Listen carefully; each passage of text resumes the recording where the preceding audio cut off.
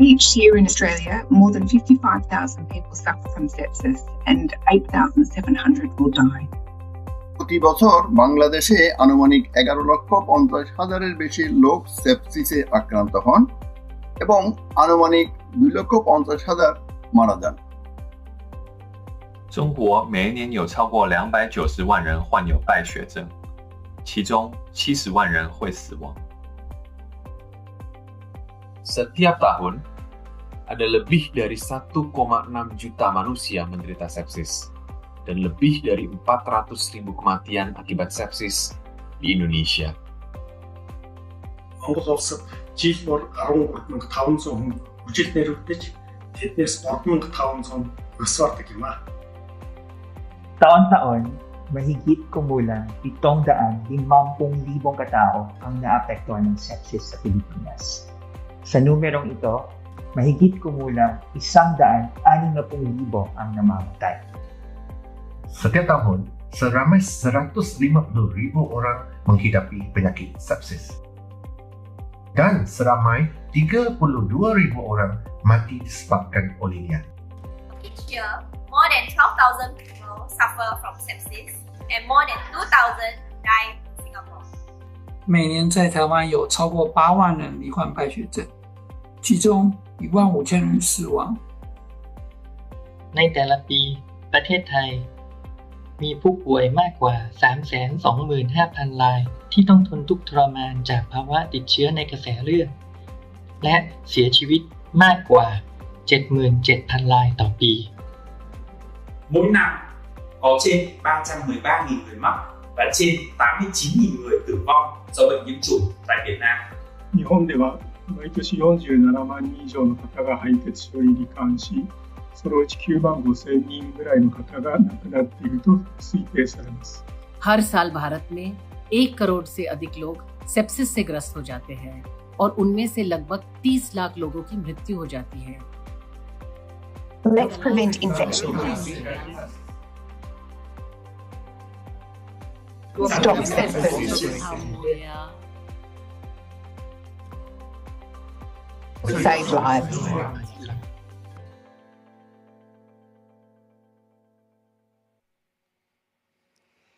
Hi everyone, welcome back. Thank you for joining us for the last session of the day. For those of you who don't know me, I'm Naomi Hammond. I'm an intensive care nurse researcher and work at the George Institute for Global Health and Royal North Shore Hospital in Sydney. And it's a great pleasure to be able to chair today's session on national action plans for sepsis. So I'd just like to take a moment to acknowledge our session sponsor, Pfizer. Pfizer has aligned with global communicable disease experts to highlight that antimicrobial resistance looms large as one of the most significant threats to global health. We would like to thank Pfizer for supporting this session and Coda22 with an educational grant to support Coda Cure, one of the pillars of Coda. And that includes sepsis, pandemics, trauma and communicable diseases. So I'm pleased to be joined by my session co-chair, Brett Abenbrook. He is the Program Manager of the Australian Sepsis Network and also the Asia Pacific Sepsis Alliance. Thanks, Naomi.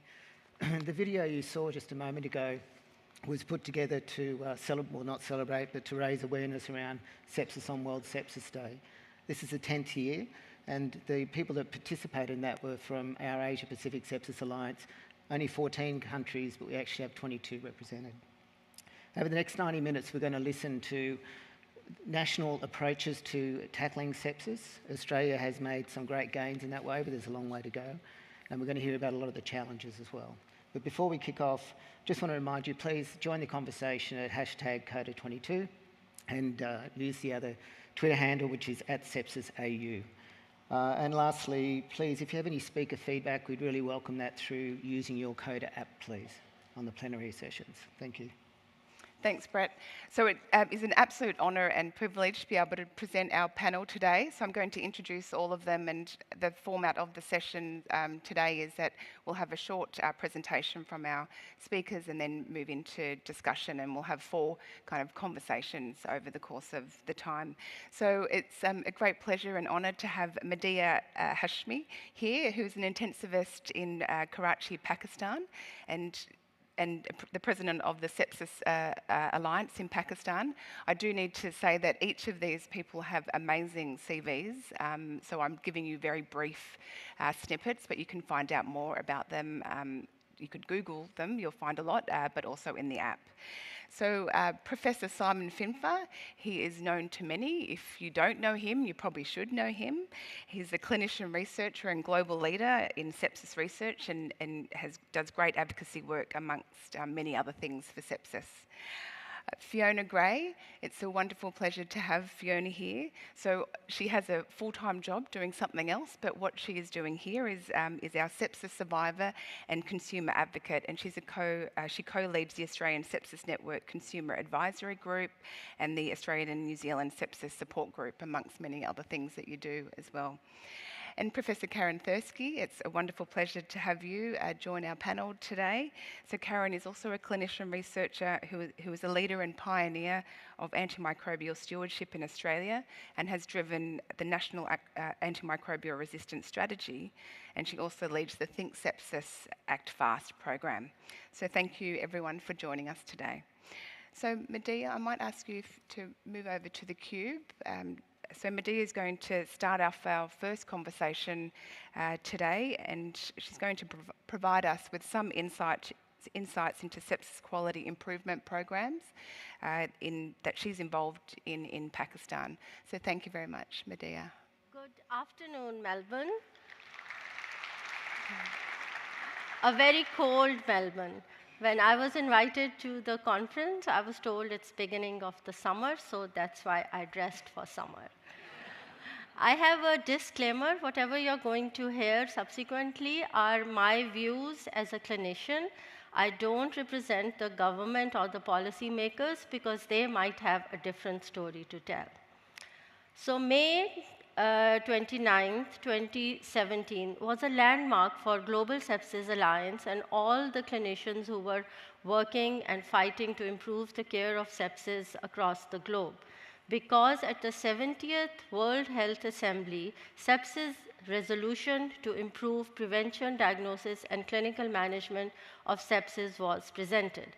So me, and from a lower middle income country, was very excited because World Health Organization has the power to twist the arms of our governments. Our governments usually don't respond to anything, but WHO can force them to make action plans, national action plans, and the clinicians are always happy to implement them.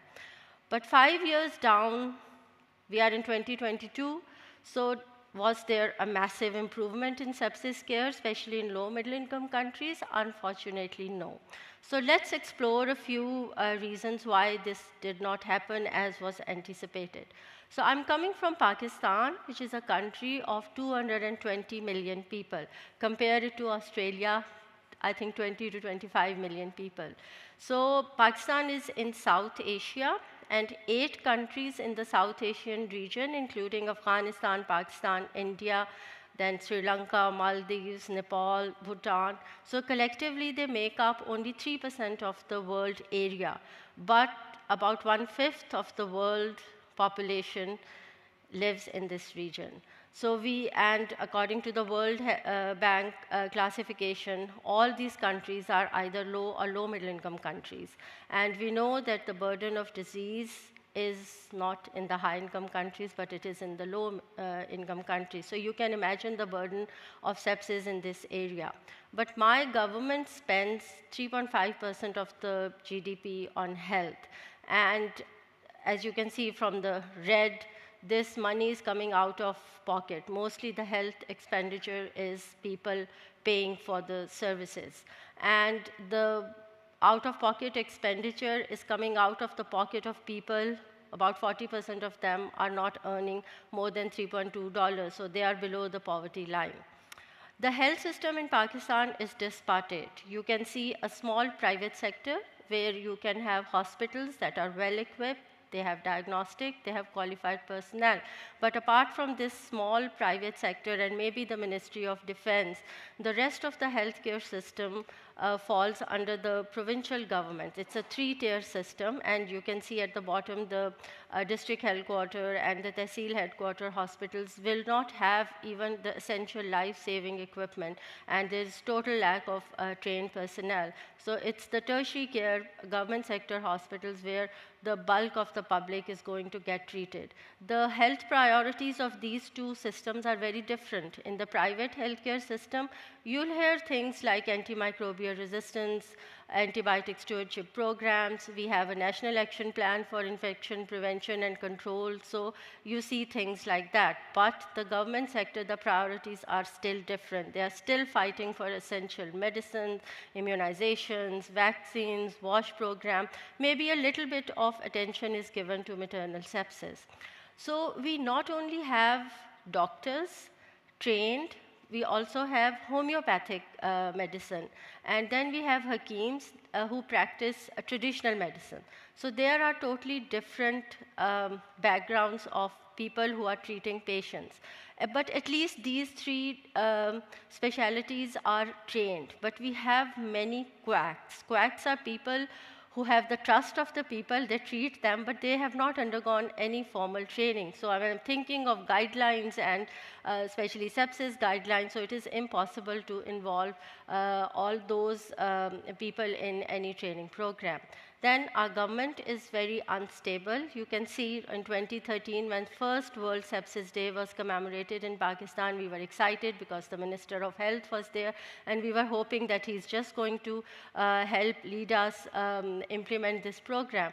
But the government was toppled within a few months. Then just before COVID, the Sepsis Alliance Pakistan presented the Karachi Sepsis Declaration. Again, the governor was involved, and we were excited that now we'll have the government behind us. But unfortunately, the government got involved with COVID, and soon after it was toppled over. So I'm not making any political statements, but this is what happens. So in this backdrop, me as a clinician is asked to recognize sepsis as life-threatening organ dysfunction caused by dysregulated host response to infection. And within 1 hour, I'm supposed to send lectate, blood cultures, start antibiotics, put lines in, start fluid resuscitation, and meet my targets of blood pressure by giving vasopressors, and not forgetting the endemic infections like malaria and dengue. So do you think I can do that? It's very impossible. So the sepsis management is divided into retrieval, ED, ICU, and rehabilitation. So I'll just go through the challenges that I face as a clinician. Retrieval basically starts with an intelligent patient who can recognize symptoms and quickly seek help. But I have 60 million people who cannot read and write. So the literacy rate is especially low in women. So imagine a woman delivering at home in unhygienic conditions and feels unwell the next day, but nobody is going to listen to her. So it might be days before she seeks medical help. If she's in a village, it will take her maybe days to reach a tertiary care hospital. Even if living in a city, it might take hours for the ambulance to reach a healthcare facility. As you can see, there is a yellow ambulance. If she's lucky, she'll get oxygen, but there is no chance that there will be a healthcare professional inside the ambulance who can recognize sepsis and give her antibiotics. If you are lucky, you arrive at the accident and emergency department. Now, dramatic presentations like trauma and burns, they grab your attention, so everybody is ready to sort them out. Or simpler presentations like chest pain, stroke, where it is all protocolized, the doctors are confident in implementing them. But Our Lady with maternal sepsis, maybe tachypneic, haven't passed urine for many days, she might be in a corner bed and nobody will notice her. If eventually somebody notices her that she has not passed urine, she is tachypneic, she has fever, so somebody would start resuscitating her and call an ICU doctor. But do we have enough ICUs and ICU doctors? No, we have only 0.8 ICU beds per 100,000 of population, and trained physicians are also not available because only one trained intensivist for 82 ICU beds because it's a new specialty, it is evolving, and training programs are just starting. Then for managing sepsis, you need certain investigations, especially to guide you for the endpoints of resuscitation and confirm the diagnosis. So we do have big labs that are accredited, but many hospitals don't have in-hospital laboratories. So they utilize these collection centers of the major laboratories, but you can never be sure that you'll get the elected result back and it will be of any use to you, or you can have blood cultures that will help you find the source. And rehabilitation, limited to surgical ICUs, trauma, burns, where people are there, but medical ICUs won't get any any post-op rehabilitation. But that doesn't mean that the clinicians don't find solutions. We did work with Global Sepsis Alliance and World Sepsis Day and held many awareness sessions, so at least the doctors became aware. Then we started educating our trainees. Top to bottom approach was adopted, so we trained our doctors who are in training program. But we are hoping that soon sepsis will be in the curriculum of undergraduates, so that a large number of medical students know about sepsis before they enter the workplace. Then we adapted the sepsis guidelines to our local resources, because unless these guidelines speak to the physicians, they will not adapt them. So these guidelines were endorsed by Global Sepsis Alliance. Then, as somebody said earlier today, that we can trust God, but everybody else brings data. So we have this CritCare Asia, who's establishing registries across Africa and Asia. So we are very lucky that 6 out of the 8 South Asian countries have an ICU registry. This is Pakistan Registry of Intensive Care, and as you can see that there is diagnosis of sepsis. So soon we will have data from my region. So as a clinician, I cannot do much about the health system, but I can definitely continue with the awareness campaign for healthcare workers, educating doctors, especially undergraduates, adopt the Surviving Sepsis campaign guidelines, and I will be able to share burden of sepsis from my region soon and follow up the patients. Thank you very much.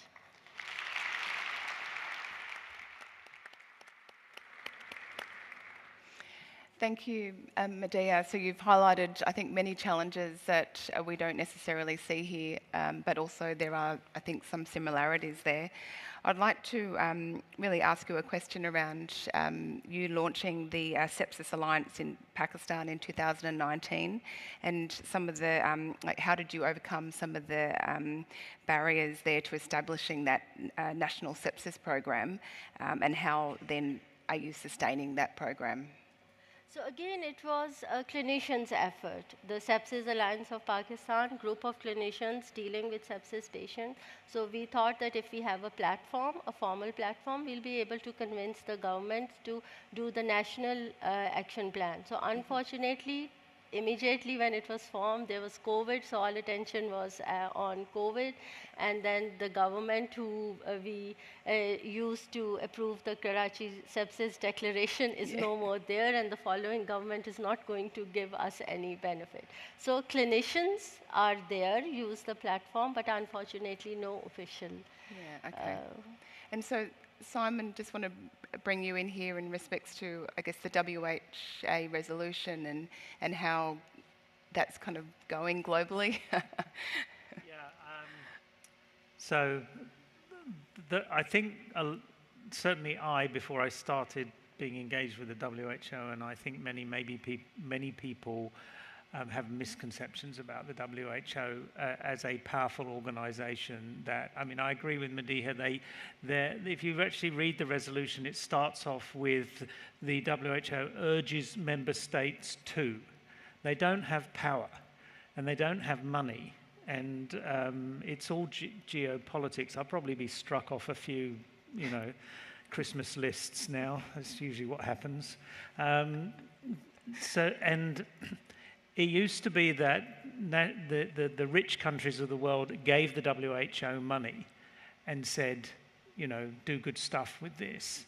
It's much more become that we want you to tell us, they want the WHO to say, a program, they're going to approve the program, and then they're going to give dedicated funds to that program. So you've got to kind of come up with something that's very specific, that you can get a particular government interested. Now, Germany has been very good. As we know, the previous president of the United States was not very supportive of multinational, multilateral organizations. I think, you know, toppling the government sometimes is quite an attractive proposition, but less easily done in some democracies. Possibly that's a good thing. So there are, and we had hoped to have Abdullah Al-Hassani here talking specifically about that, but he had unfortunately couldn't make it, and he's been very engaged with the GSA in trying to get you know, a process by which the WHO can do it, and it's all done through the regional offices, and then the regional offices interact with country health departments. So unfortunately, the WHO is, whilst the WHO resolution was, you know, a big thing for the sepsis community, it's not a magic wand, unfortunately. Yeah. No, thanks for that. So, so governments are clearly needed to enable effective implementation of you know, sepsis programs and sepsis quality improvements in health services. So Fiona, I was just wondering, from your perspective and in your consumer advocacy, what's been your experience with getting traction from government and, I guess, health services? Thanks, Naomi. I have, over the last several years in participating in advocacy, have met with a few politicians over that time, and one of the challenges I've faced is the data on sepsis that's available. So what they look for is, you know, for me to be able to demonstrate the true burden. And unfortunately, as I'm sure most of the people in the room are aware, with the way coding works, it means that the true burden necessarily isn't available in data, and therefore there's a lack of interest or engagement. So that is quite challenging from a consumer perspective. Yeah, yeah. And Karen, so you've had experience overseas as well in low resource settings. So I'm wondering, what's your experience and, you know, in respects to government engagement, etc.? Look, working in the antimicrobial stewardship space, which there is a big overlap, of course. You know, if we're talking about infection, that empiric treatment of infection, 90% of sepsis comes through ED, and then, of course, there's an in-hospital. So a lot of our stewardship programs, I think, inherently need to bring in sepsis. And I just think as you're talking, I would love to hear from you, because we actually need a clinical workforce able to deal with sepsis, and a lot of the narrative has been driven by intensive care, which is fine, but actually the vast majority of sepsis happens outside of intensive care and in ED. And what has been happening is that, you know, the clinical knowledge and how to deal with it has been sort of somewhat lagging, because Australia's groundbreaking research in absolutely driven groundbreaking ICU research, but actually that whole of hospital approach and understanding the clinicians who need to deal with sepsis. So now I'm talking nurses, pharmacists, and everyone else. And one of the things I've found visiting the low middle income countries is that they just don't have that. So we have more ID physicians you can poke a stick at in Australia. I think almost one for every 100 population. But, you know, there's very few ID physicians, for example. There are very few, very low ratio of clinical pharmacists, and then nurse practitioners, senior nursing roles are also really rare. So they're coming from a position of less skills to manage such a complex and serious issue. So I'm thinking Simon might want to comment on your the engagement outside, or sepsis being owned by a specific specialty or not? And I deal with that in my talk or something to else. Some degree. I'm just interested in Mediha's kind of view. I mean, for instance, with guidelines. I mean, when we surveyed the Asia Pacific Sepsis Alliance, most of the low middle income countries If they were using a guideline, we're using the Surviving Sepsis Campaign guidelines, which are entirely kind of written by the last iteration has some mention of low middle income countries. Mostly it says you may not be able to do this in a low middle income country. It doesn't actually say. So in terms of the guidelines, what would you like to see as the key things if you're trying to train healthcare workers? I realize you have a shortage of healthcare workers, but what would be the steps, if you had the resources to improve that in terms of the workforce, the guidelines? What would be your priorities?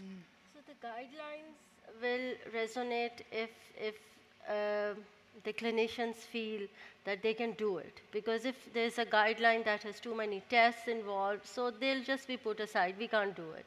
So that's what we did with the permission of the Global Sepsis Alliance, that we didn't reinvent the wheel. We used the Surviving Sepsis Campaign guidelines, but tiered them in 3 tiers, because I know my healthcare system varies from low resource, where only clinical acumen can be used, and patients can be treated with the basics, antibiotics and fluids. And then I have a very high-end hospital where everything can be done. So we tiered them in three tiers, so that the clinicians, they can identify that if they don't have lactate and blood cultures available, they can still use their clinical sense to identify and recognize sepsis, and maybe just refer the patient. Because if you don't recognize sepsis utilizing your clinical signs, you will sit on the patient and not refer. So if you don't have resources, refer to the next best facility. So that's what I feel, that's what I teach my students as well, that the guidelines present the best evidence. You do what you can, but doesn't mean that you don't look at them at all. So we have to match them to the resources available, both in terms of equipment and training of the doctors. And does that referral process work? Can you easily... It will work if awareness is there. Even in a doctor sitting in low resource, if he's aware, he has heard this is sepsis, I've identified, I've done a big job, that I've identified this patient is in sepsis, and I better refer the patient. Ground reality, obviously, as I told you, the country is so big and the health system is so different, it may not, but awareness is that will improve eventually. Because as long as you are aware, then you'll practice. And you mentioned that you've been trying to do the training of health professionals to try and get that awareness out there.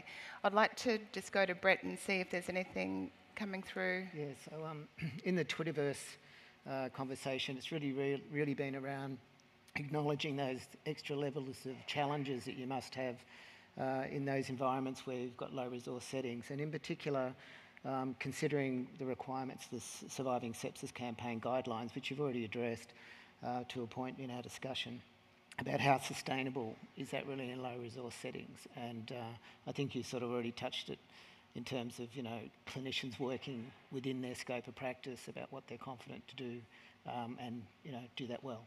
So there's no other questions from that point of view. We talked about mainstreaming sepsis. How do we mainstream it? And Simon's going to talk about that a little bit more. Yeah, wonderful. Yeah, good. There is something which is not done so well with guidelines, and that's called guideline implementability. And so typically guidelines are developed, it might be done by a consensus group and they're published, they look nice, but what's the next step? How do you implement them? And so there is this concept of implementability, which means, are they fit for purpose? Are there clear actions and actors that need to do elements of the guideline? Are they computerisable, for example? Are they easy to find? And there are several frameworks actually, and one of them on the NHMRC website's a GLIA framework, which we looked at for the surgical prophylaxis guidelines for the ETG. So guideline implementability, I think, typically has not been done very well, but it should be part and parcel for every guideline that we develop, particularly national guidelines.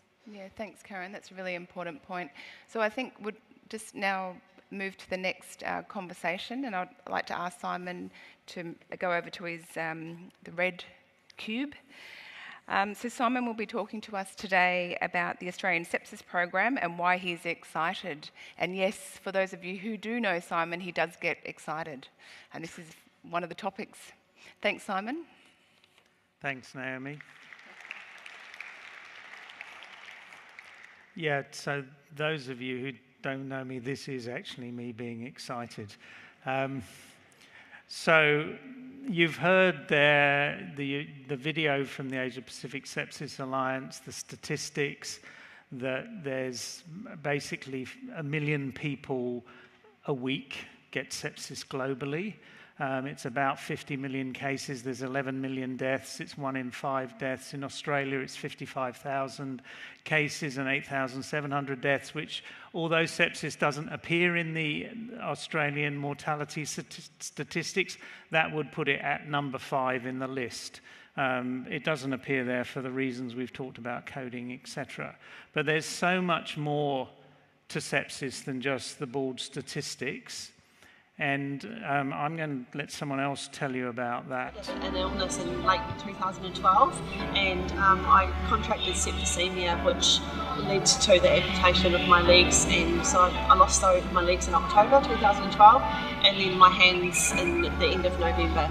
So it all happened very suddenly, but we had to make the decision to amputate my legs to save my life, and then my hands unfortunately died off. So they had to be amputated as well, so it's life-changing, but I went through 5 months of pretty extensive rehabilitation to try and return to some form of independence and start walking and just get moving again.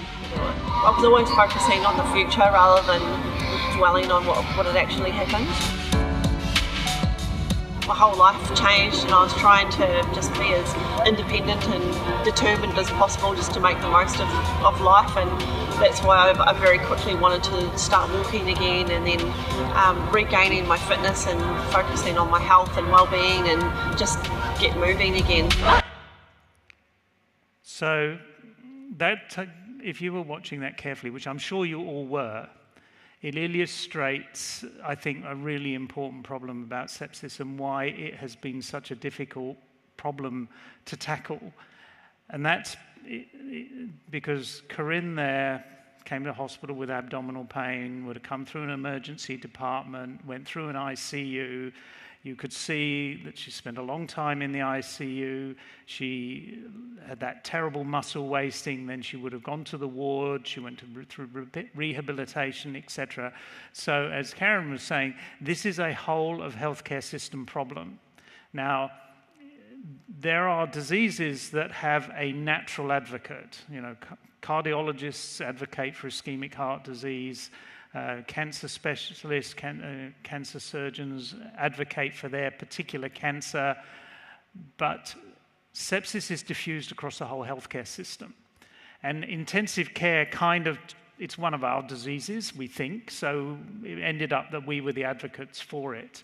And you need to have a kind of whole of healthcare system approach to this. So that was Corinne went into hospital early in 2012, and at that time there were no coordinated programs for sepsis in Australia at all. The New South Wales Clinical Excellence Commission started their Sepsis Kills program late in 2011, but basically for her there was no coordinated service, there was no coordinated approach to acute care, there was no coordinated approach to rehabilitation or to aftercare. There were the Surviving Sepsis campaign guidelines, but nothing else. So the Australian Sepsis Network, which we started up in 2014, I sort of volunteered without realizing it to do that, and it was hosted by the George Institute. We had no funding. We're not an official body. But we've managed to make, I think, enormous strides to do that. And Brett Abenbrook, who's sitting on the chair there being your Twitter moderator, actually should claim a lot of credit for that. Not only Brett, but Fiona. And I mean, I've never really liked the word consumer, but that seems to be the word that we have at the moment. But the consumer group within the network, because the network is not a medical organization, it's not even a healthcare worker organization, it's a network of absolutely anybody who wants to help improve outcomes from sepsis in Australia. So we engage with government, we engage, that's state and federal government, we engage with the Australian Commission for Safety and Quality in Healthcare. We have a very, very powerful consumer group who are really our greatest advocates. And the Sepsis Network, we started in 2014, we sort of banged our heads against the wall for a bit. Then in 2017, we held a one-day meeting at which we came up with the Stop Sepsis National Action Plan. And the National Action Plan had really 4 components. One was get a national body to coordinate sepsis care. Well, that hasn't really happened. The Sepsis Network has done that on its own without any official recognition. Increase awareness in the community, where only 40% of Australians have heard of sepsis and only 1 to 2% can actually name a symptom. And as Karen said, I think it's 70, 80, 90% of sepsis arises in the community. And if people don't know they're developing sepsis, they won't come to hospital. Improve coordinated services for survivors and people who have been bereaved by sepsis, because the 2 emails that we get that come into the Australian Sepsis Network website, they're basically 2. One is, I've had sepsis, I don't know anything about it and I can't find anything out about it. That's better now, because now if you Google Sepsis Australia, you will get something. In 2012, you wouldn't have got nothing. You would have gone to the Surviving Sepsis Campaign guidelines. And people often call actually and say, I had never heard of this thing called sepsis until it was on my husband's death certificate. What is it? And the other one that we get from people, and Fiona will talk more about her experience, I imagine, is I've had sepsis, or someone I know has had sepsis, or someone I love has had sepsis, and I can't do things that I used to be able to do. I can't do my job, I can't think straight, I can't look after my children.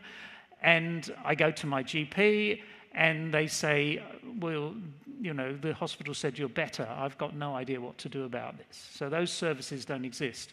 And the 4th plank was a national standard to ensure that everyone in Australia, even though I think we have one of the best healthcare systems in the world, we still have issues, obviously.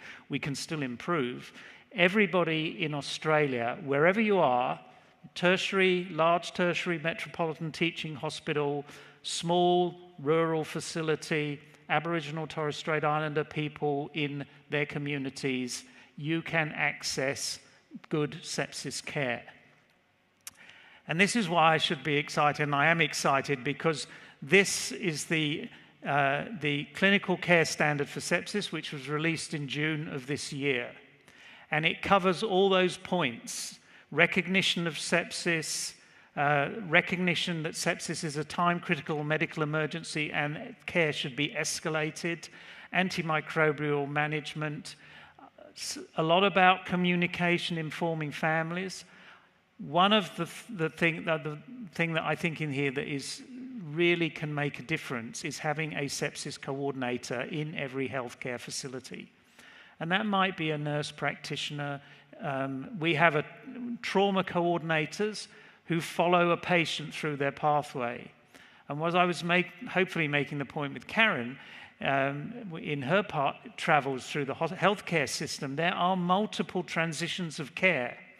And as an intensive care doctor, I have to say we've been pretty bad at thinking that once, the patient survived, we've done a really great job, and then we throw them out the door, and we make the assumption that the person that we're passing them to will deal with all their issues.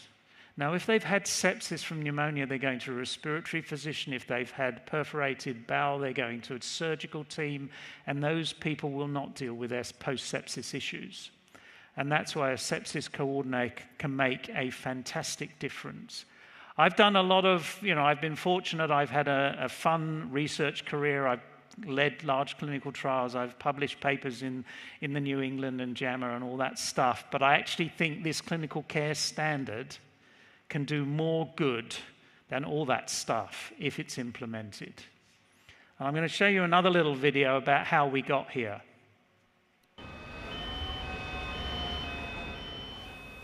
It was terrible. We got to say our goodbyes. And yeah, I mean, it's a sacred time. I don't really want to talk about it. Annie died of sepsis, but she shouldn't have. The health system had failed to save her and her unborn baby. But the full extent of this catastrophe was still to be revealed. I can't believe it. I just couldn't believe it at the time. So that was on 60 Minutes very recently, and that's Marg and Brian Moyland. And they were absolutely critical in getting us to where we are, and that's because they are constituents of the Federal Minister of Health here in Melbourne, and were able to go and bang on his door and tell their story and get him to call the Australian Commission and said, could you please fix this sepsis thing? So our strongest advocates are, you know, all the statistics in the world. If you want to get action from politicians, you need good advocates. And if you can get yourself on the television or onto the front pages of your newspapers, that's really, unfortunately, what politicians take out. So I am actually excited that we're making a big difference. It's been a big challenge to get here. We're not at the end of the road, but I think we have. If you all go back, those of you who are working in hospitals, to your hospitals and get some implementation of that clinical care standard, we will significantly improve health. I think we can reduce mortality and we can reduce preventable morbidity from sepsis. Thank you.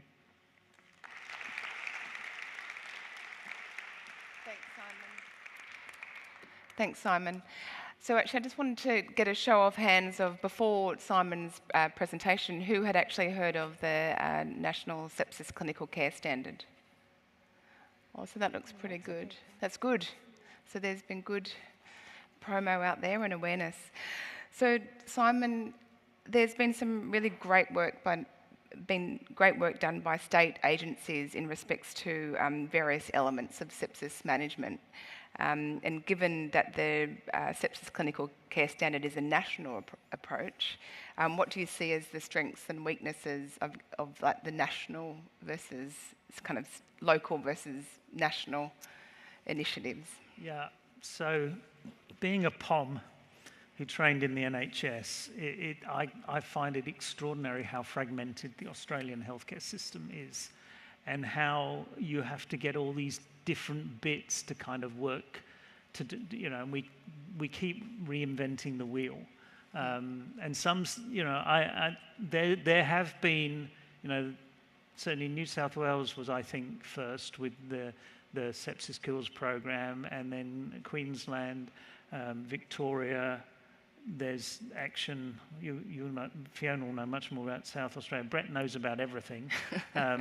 But it's kind of been slightly different, and it's really about, and if you take the Sepsis Kills program, which was, you know, basically less than a handful of people to implement that across New South Wales, very effective, I think, in the emergency departments, because you've got a defined population of healthcare workers who you have to educate.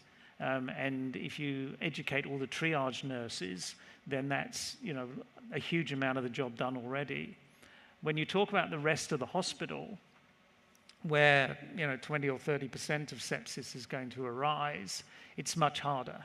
So what a clinical care, and I didn't know anything. I have to freely admit, you know, put my hand up, hopeless. I didn't know almost anything about clinical care standards before I started getting interested in trying to get one for sepsis. And basically what they are is a series of high-level quality statements, and it says, what can patients expect from the healthcare system? What should clinicians be doing? What should healthcare facilities be doing to provide the resources to the clinicians so that they can do what the consumers, if we like, the community can expect? And that's a really powerful thing. And the thing that I mean, with the sepsis standard is that there's actually been a lot of interest already from hospitals, administrations, health departments, etc. Okay, how do we do this thing? And a lot of it, the standard tells you a lot of it, how to do it. So we have this kind of jaundiced view of management and health departments and politicians that they're trying to somehow they don't want to do. But I think most people, if not almost everybody in healthcare, do actually want to do the right thing. So I think that standard's really powerful in terms of laying that out. And just as you know, I talk too much, but just one more thing. So I was asked to give a talk at Concord Hospital, sort of medical grand rounds last week, on sepsis management in the ICU. And I said, I don't want to do that. I want to do, how can Concord Hospital improve sepsis outcomes? And they said, oh, that sounds quite good. And then I said, it's going to be about the clinical care standards, so why don't you invite some non-clinicians? And so the hospital general management, the information officer for the hospital who's working on sort of electronic alerts and so on, listened to the talk and asked questions about it, which I think shows a level of interest beyond just frontline clinicians in actually making this thing work. I'm optimistic. And excited. And very, very, almost as exciting as if West Ham scored a goal. So, oh yeah, Karen. The clinical care standards for antimicrobial stewardship, I think, came out, I can't remember what year it was, maybe 2018 or something like that, which of course had some elements. It had time to first dose in sepsis and timely antimicrobial use in meningitis, actually. But a lot of the principles that were used in the AMS standard, of course, were merged because we didn't want to have two competing standards. And what happened was, and this is what we'll see happen here, I'm sure, is that within our hospital accreditation framework, we have probably one of the most granular and detailed accreditation standards for stewardship in the world. I can't think of another country that has the sort of detail that Australia has in the expectation of what organisations need to deliver. Hospitals, I'm saying here. There's a bit of a way to go with general practice and aged care, of course. But the standards do now say you need to adopt the clinical care standards for stewardship. So once that happens with sepsis in Standard 8, the deteriorating patient, that's an enormous driver for the executive to understand that they need to fund it, because you simply, in my experience in implementing sepsis programs in whole of hospitals, you cannot do it without the sort of roles that we've really pushed hard in our standard, and that's having dedicated resources, coordinators, nurse practitioners, other staff that actually help drive it, because it is a really important program, and the amount of data collection, reporting, benchmarking, education, and it's Groundhog Day, with every rotation every year. It's not just plug and play. I'm actually also really optimistic that it's going to change how we deal with sepsis. And Karen, really, when you mentioned earlier about guidelines, and that implementation is one of the biggest challenges. So again, this is going to be the same thing with the sepsis clinical care standard. So so with your Think Sepsis Act Fast program, you've obviously had a lot of experience with implementation. What would be, what would be your key takeaways from that people could potentially emulate in other states? I think we need to be moving from guidelines to clinical pathways, because we need to be ensuring that there are clear actions that need to be taken within time frames and elements of the bundle that we've put into the clinical care standards. It's very hard to make sure that you can ensure that there's a clear pathway from when a patient arrives, even pre-hospital or from the community, because we haven't even talked about how it's going to happen in general practice. but that there is a clear sequence of events and the patient knows what will happen. So some of the feedback we had from our consumers and our patients is that, for example, when they came in, a carer said, it just felt like everyone was talking, everyone just slipped into everything, happened in a really organised way. People were talking about it, they were using the word sepsis, so we talked about that before, how consumers desperately want us to actually use the word sepsis. And interestingly, in our program with our consumers, we had Safer Care Victoria scaling collaboration, so it was amazing, you know, doing 24 hospitals in 12 months. And in fact, some of the hospitals that took it up the quickest were actually the small regional hospitals because their bureaucracy is flatter. It was desperately fitted the bill for exactly what they needed, because if you provide them with a toolkit which is detailed enough to help set it up with a bit of expert support, often there would need to be, as you would do all the time, some of that peer-to-peer discussion.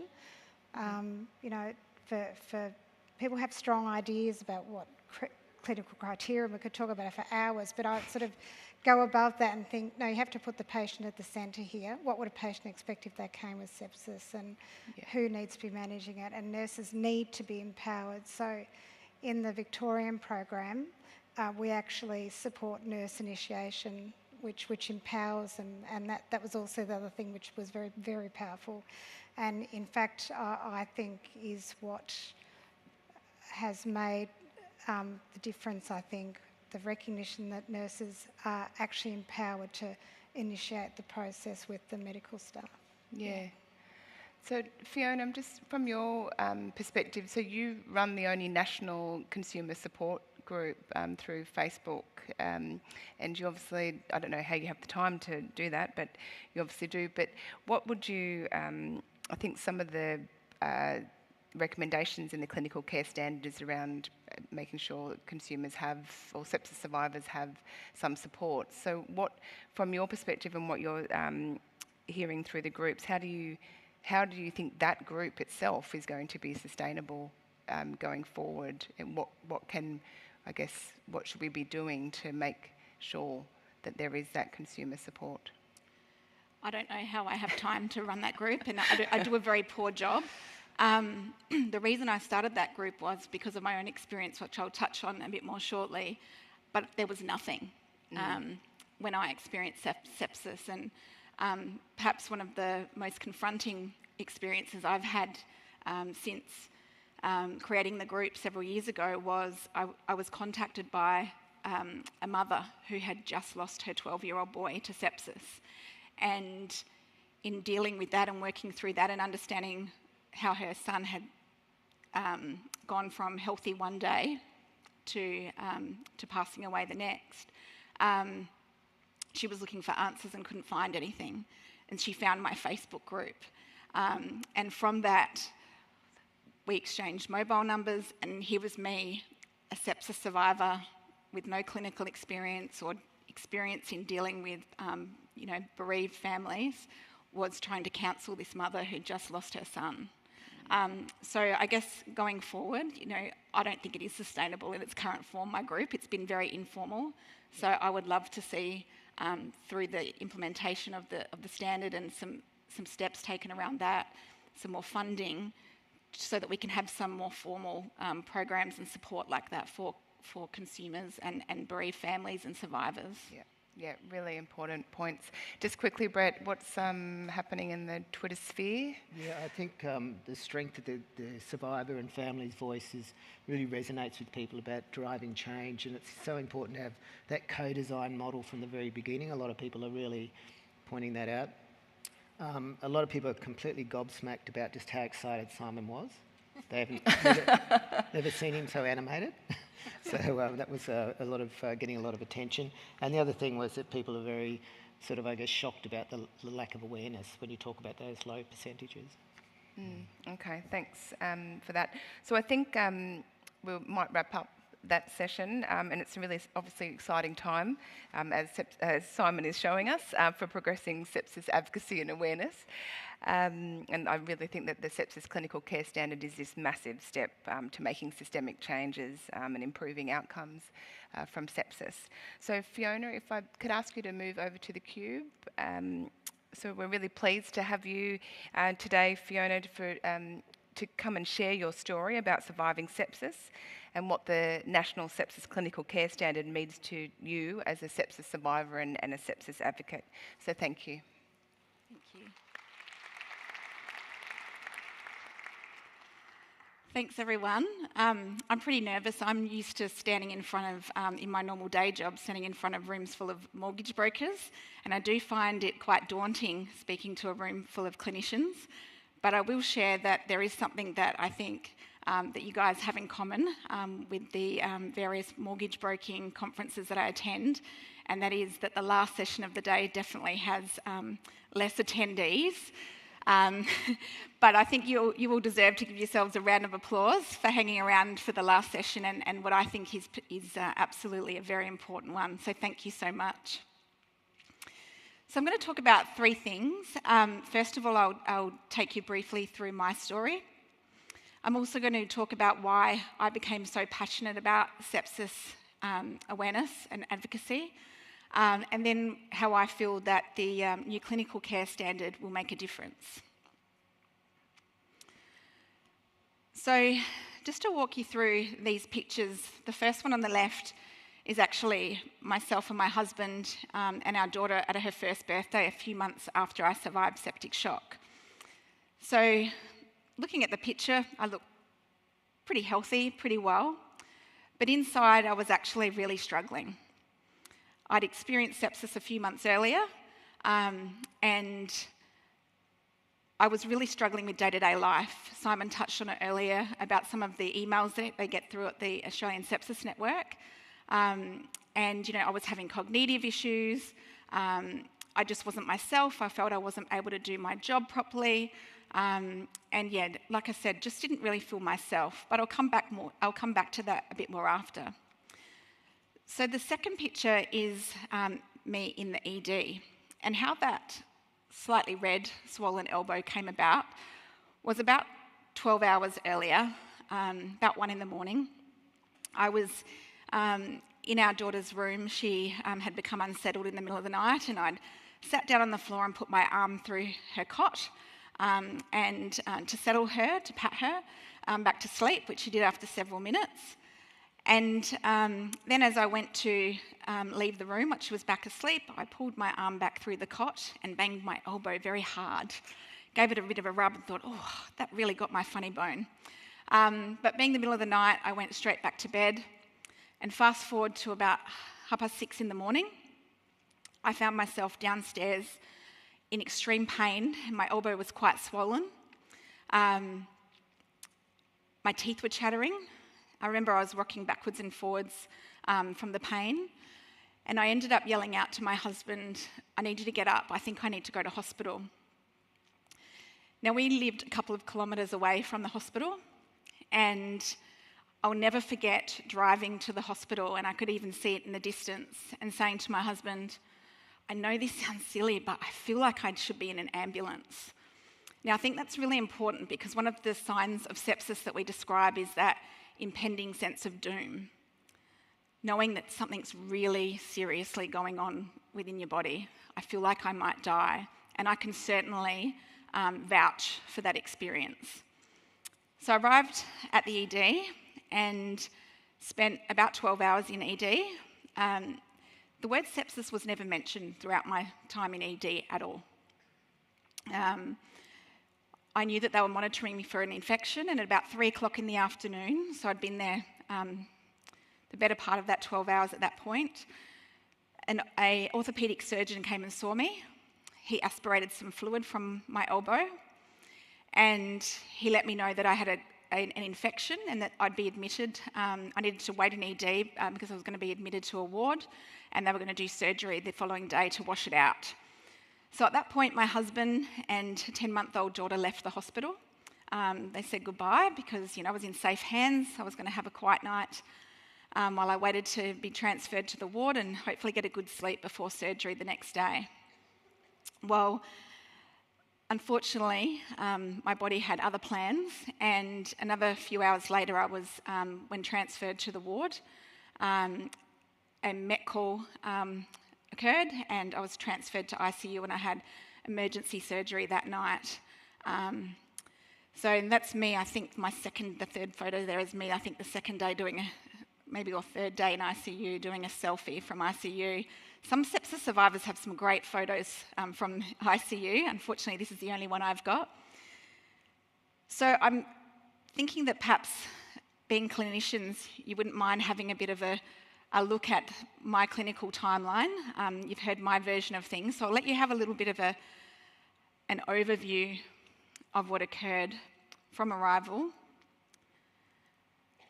until that point of septic shock that evening. And just while you're having a look at that, I will just mention again that whole time during the ED, my experience in the ED and even transferred to the ward, the word sepsis was never used. I thought I had a very serious infection. So probably a takeout for me was that, I think had I, the word sepsis been used, or perhaps even some symptoms called out to me that I was being monitored for, I think I would have been able to advocate better for myself and speak up about what I was experiencing. So I guess some of the red flags and lessons for me in my experience is perhaps the time to antibiotics. Was there a bit of a delay in diagnosis? There was a combination of subtle signs with me, and like I just said, I really feel that it had a poster like the one that we've got on screen now, that's a poster that the ASN developed a few years ago, had a poster been like that, or a pamphlet with those signs been handed to me, I would have been able to resonate and really call out several of those symptoms. As I said, sepsis was never discussed, and there was absolutely no coordinated care. So I actually left hospital after I think about 10, 11 days, and I was discharged not knowing that I'd had sepsis.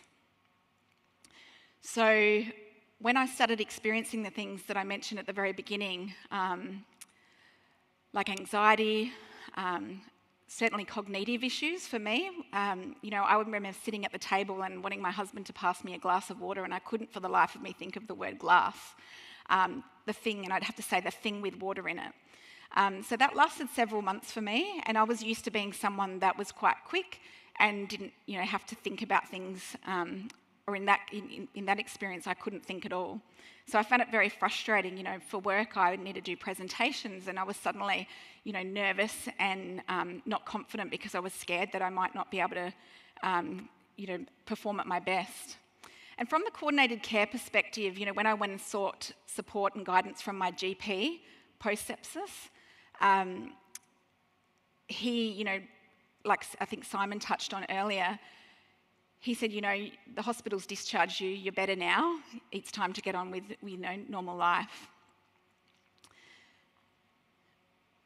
So I consider myself one of the really lucky ones, but I said I was going to talk about why I'm so passionate. Once I learned post-sepsis that I'd actually experienced septic shock, and learned a lot more about what it was, I got involved in advocacy, and I found that, there's so much to sepsis, and so much work that needed to be done. This is a group of us, Simon mentioned earlier about when we first got together at the ASN in 2017. This is the follow-up to that in 2019, and just to mention a couple of the faces that are in this photo. Damien, that's in front of me, with his kneeling down at the front, he sadly lost his daughter Maddie to flu and sepsis back in 2018. Matt Ames in the front there, he is a quad amputee, and so is Karina on the left-hand side there. And down the front, the couple, their young daughter Mia, the Wilkinson family, Mia, at the age of 4 years old, experienced flu and sepsis, and is now a quad amputee. So when I became involved and met people like the ones in this picture, I felt that it was really important that this cause had people standing up and speaking about our experiences so that we could advocate and hopefully get some action. So that's why I was so pleased to contribute to the clinical care standard. And now through having that standard, I think that in my experience where even going to my GP, I didn't really get any support. Now, if people Google it, there are resources that they can perhaps even refer their GP to. Even if it's a family member in hospital, or like the story I touched on before about the bereaved mother that contacted me, now if they Google it, there's at least something that's going to point them in a different direction. I think there's a long way to go with the clinical care standard, and it's up to people like yourselves to go back to your workplaces and be a champion for the clinical care standard.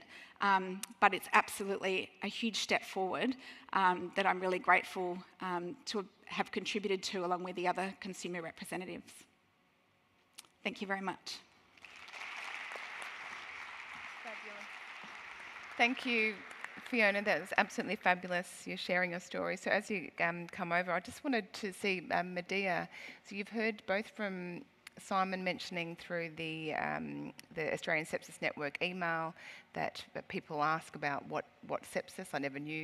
I didn't know the word. It wasn't on my discharge summary. And Fiona's mentioned the same thing. I'm just wondering, in Pakistan, is that a similar thing? Do you commonly tell people when they're in the hospital that they've had sepsis? Is it written on discharge planning? What's the experience for you? Yeah, so the biggest issue is translation of the words. So sepsis is an English word.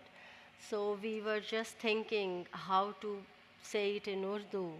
So we could think of, is it blood poisoning? Is it poison going through your body? So how do we translate it?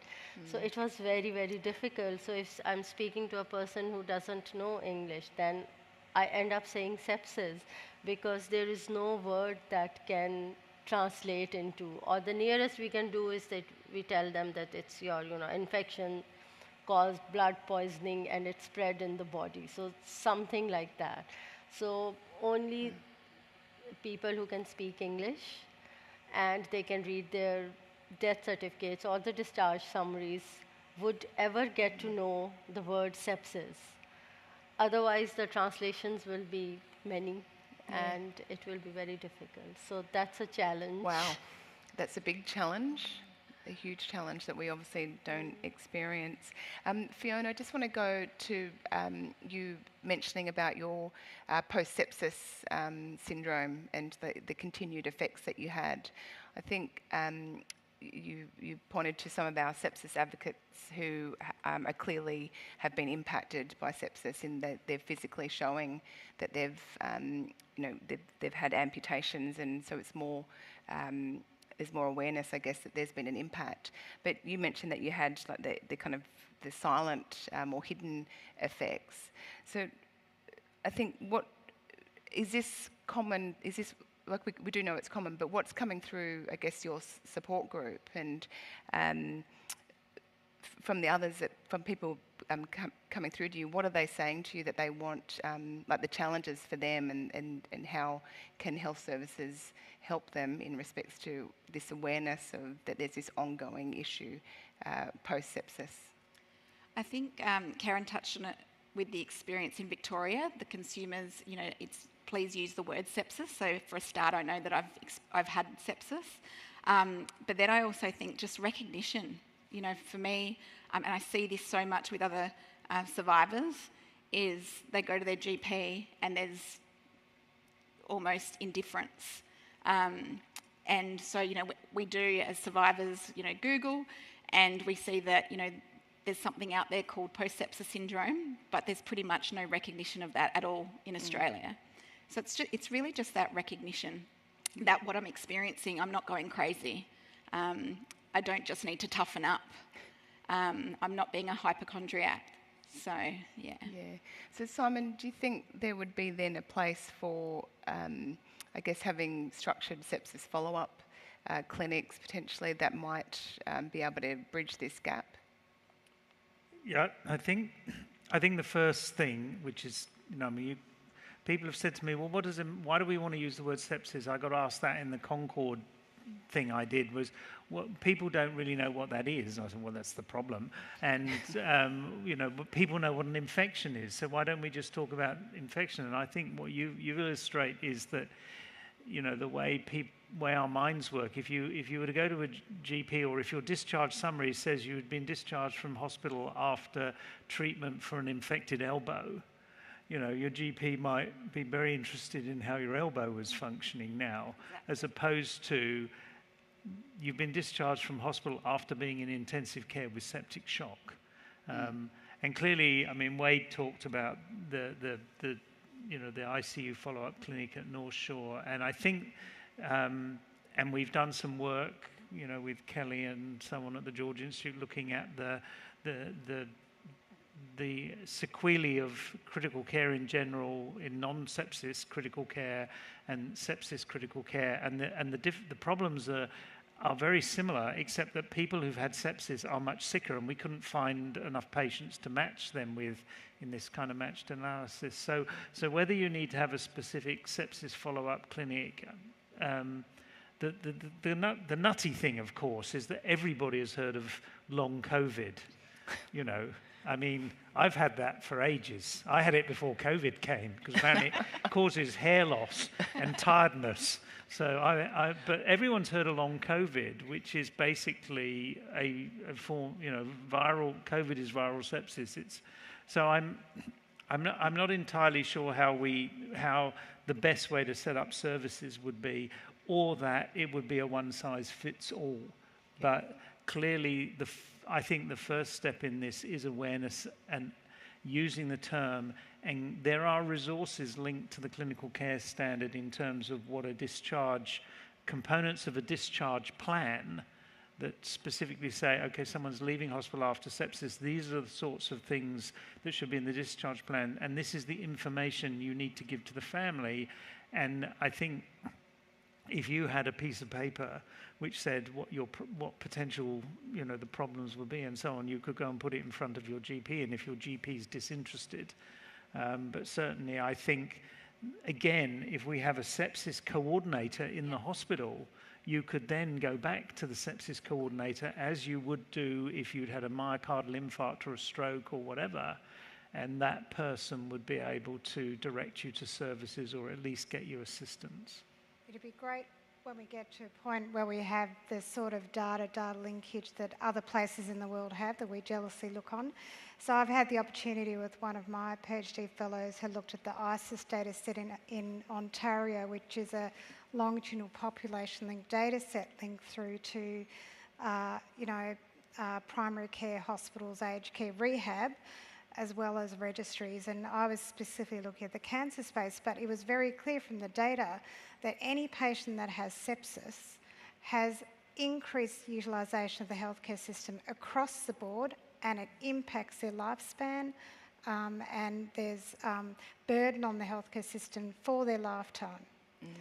And this is a problem with avoiding the word sepsis, because until we start using it, we're not going to recognise the fact that sepsis actually is a very large burden, not just in the acute hospital admission, but when they go home on rehab and everything else. Yeah, really important point. Brett, anything just to wrap up on Twitter? Because we're a bit out of time. The main thing was really how important the survivor voice is, particularly around the post-sepsis syndrome cohort of people, because obviously people who have lost limbs and that, it's a dreadful situation, but that post-sepsis syndrome cohort are often people that are lost in the ether, if you like, and never really picked up. And so people were really felt the power of your story, Fiona, about describing that, because it affects so many people, and it's such an important thing to try and deal with. Yeah. Absolutely. Okay, well, thank you. So we're going to wrap up that, and I think we've learnt some really important points that our patients can inform us on how to do better care, really, and how we can improve what we're doing. So thank you again, Fiona, for sharing your story. And thanks, Karen, for going over to the Cube. So we're going to, this is the last part of the cure session, and Karen is going to be talking about sepsis and antimicrobial resistance. Thanks, Karen.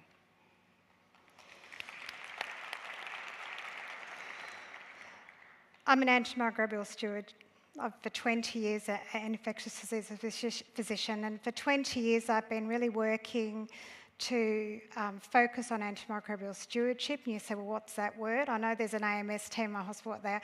Well, it really is a systems approach to ensuring that we have judicious use of antimicrobials. It is not just about stopping antimicrobials. We're not the antimicrobial police, but it is around having systems to monitor, to undertake surveillance, to identify data for action, to ensure that our clinical guidelines meet good stewardship principles, to ultimately improve patient outcomes, and it does. It actually does. And so you would be, I'm sure, aware that antimicrobial resistance is one of the global challenges of our lifetime. And the use of antimicrobials, to be able to continue to use our antimicrobials, is what makes it possible for us to have our patients to have bone marrow transplant, surgery, chemotherapy. And we have a limited armamentarium. Most of the pharma companies have stopped making new antimicrobials, and so it's even more important now. And then there's also the key issues in the low middle income countries in making sure that antimicrobials are available there as well. So there's an element of supply. And so every country in the world does have a national action plan, and in Australia, the second objective of our plan is actually to ensure that we embed antimicrobial stewardship. And so that is the narrative around AMR. I tend to look at it much more as a patient safety focus. The competing narrative is that of sepsis, again, a global challenge in which we've already seen the videos from around the world around the deaths and the lack of comprehensive actions, and frustrating for all of us who work with sepsis that we still don't have a really strong national approach. And it's not surprising that we see these daily newspaper articles, these terrible stories from Fiona's own experience that are really distressing for us to read. And so it's not that surprising that we can sense that there is an absolute fear for our prescribers in primary care and hospitals, in aged care. This absolute fear is what they do if they do not give antimicrobials for suspected infection. We know that sepsis is a time-dependent thing, and they also are fearful that if they undertreat, then the patient is not going to do well. The flip side of the story is that sense of complacency. Okay, we're world experts in VRE, but we really don't have a huge amount of the multi-drug resistance that we see in some of our neighbours. Most of us will have a handful of patients, maybe 1 or 2 a year, where they have very difficult to treat resistant infections, but generally speaking, we're very fortunate in Australia. And so that concept of complacency, maybe leading to overdiagnosis and overtreatment, doesn't really sort of link to this potential future risk of AMR. But I'd like to bring it back to the patient, and the patient is at the centre here, and that antimicrobial stewardship and sepsis management really is actually about the patient first. So this is the next thing. I'd like to take you through to a typical Friday night phone call, and just again, coming back to that knowledge gap and perhaps awareness and recognition of what sepsis is. And it's the 11 o'clock phone call from one of the HMOs on overnight. Oh, hi, Prof. It's Simon. I just wanted to have a chat to you about some antibiotics. So, okay. What about the patient? Oh, he's had colorectal surgery about 5 days ago. He's got a really red-looking wound. We're going to do a CT, but we just thought we'd better start some antibiotics. I said, okay, what are his obs like? Oh, he's fine, he's stable. So can you actually tell me his obs? What's his respiratory rate? What's his pulse rate? I said, okay, his pulse rate's 110, respiratory rate's 26. I said, okay, do you think he could have sepsis? Oh, maybe. Have you done a venous blood lactate? No. What about cultures? I think, yeah, they're going to do a set of blood cultures. I said, okay, have you gone onto the sepsis pathway? oh, no, I missed that in orientation in my first week. And around we go. And so, look, you know, this is what we need to be thinking about. This is a bundle. Perhaps if you spend some time tonight going through the sepsis pathway, later on when you've got a spare minute, you'll see why it's so important to actually be using these pathways, which helps everybody, the nursing staff and you, to make sure that you've got the appropriate workup. It's not just about the infection. It's also about the sepsis and understanding how severe that sepsis is, which impacts on the patient care. Pretty much every week I have that conversation. This is really interesting data, and I'd love to tease it out a bit more. This is data from our National Antimicrobial Prescribing Survey, which is a platform which is run through the National Centre for Stewardship, pretty much most public hospitals will have partaken in the NAPS, which is an annual point prevalence survey where every patient on antimicrobials is evaluated. And Australia is unique in that we actually measure appropriate, not just guideline compliance, because coming back to guidelines again, many of our patients don't fit a typical guideline. For example, the immunocompromised and other complex patients. And so we look at the aggregate measure or a matrix measure called appropriateness. And what's really interesting there is that you can see the principal referral hospitals, 88.6% for sepsis indications, whereas if you come down to the small rural regional hospitals, it's 70%. What do you think is going on there? What do you think is going on there? Well, first of all, we know that principal referral hospitals have 24/7 EDs, highly functional ICU. All principal referral hospitals have very robust stewardship programs.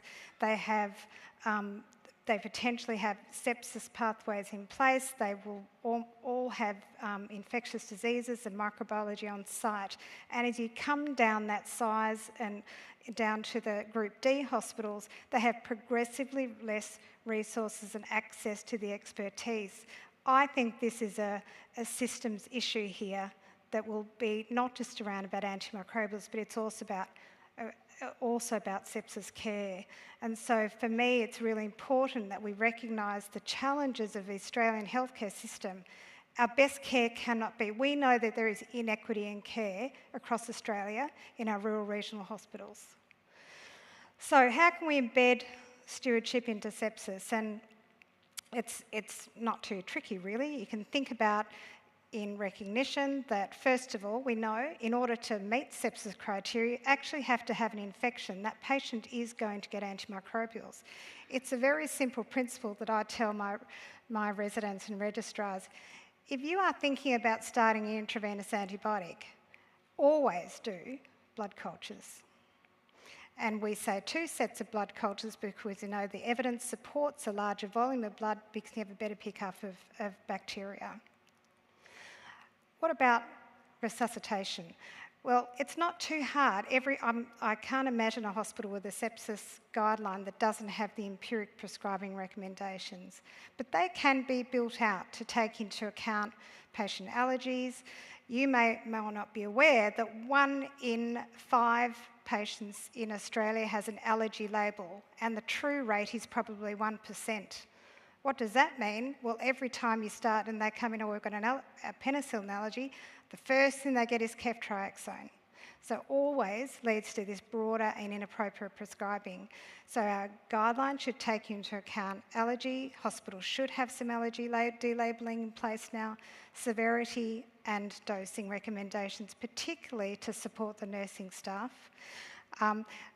Empiric guidelines should take into account what the local formula is, and also, as part of our stewardship program, highly restricted antimicrobials or standard approval process should be in place. And then, of course, the question of timing, and I'm not going to go around and round about timing, but typically if you have a sepsis and infection, we're expecting antimicrobials to be administered within 60 minutes. And that takes a team to do that. It's not just writing it up, it's actually ensuring that it's actually given. Then in terms of escalation, it's fairly obvious that if you have a patient with severe sepsis, that they need early review and early inotropes, which is my point always about the fact that it's not just about antimicrobials, and our prescribers need to be aware of that there needs to be source control, early surgical review, and of course infectious disease review, particularly if a patient has risk of are multi-drug resistant or recent travel, or they've come from an endemic country. It's really important.